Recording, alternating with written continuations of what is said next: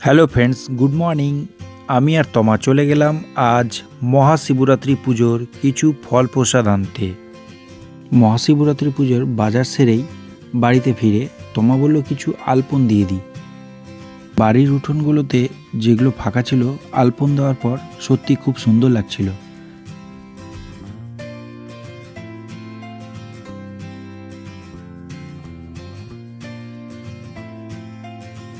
আবার এর মধ্যে বাড়ির বাইরে গিয়ে দেখি আমাদের পাড়ার ভাইরা মহাদেবকে নিয়ে বাড়ি ফিরছে।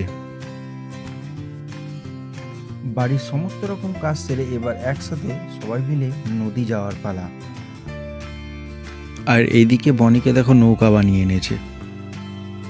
আজ মহাশিবরাত্রি উপলক্ষে স্নানযাত্রায় বহু মানুষের ভিড় একসঙ্গে দেখা মিলল।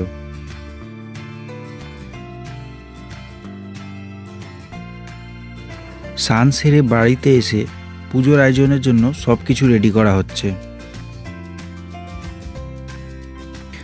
আর এইদিকে আমার ভাই উপোস প্রার্থীদের জন্য শরবত দিয়ে যাচ্ছে।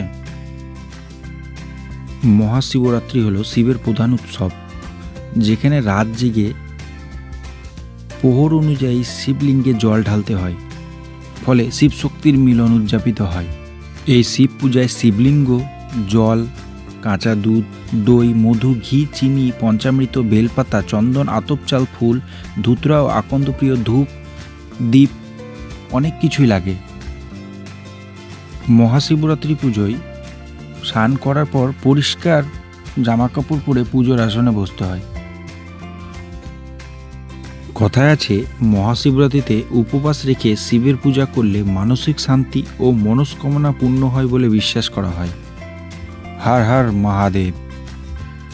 ওং নমঃ শিবায় মন্ত্র জপ করে শিবলিঙ্গে জল বা পঞ্চামৃত দিতে হয়।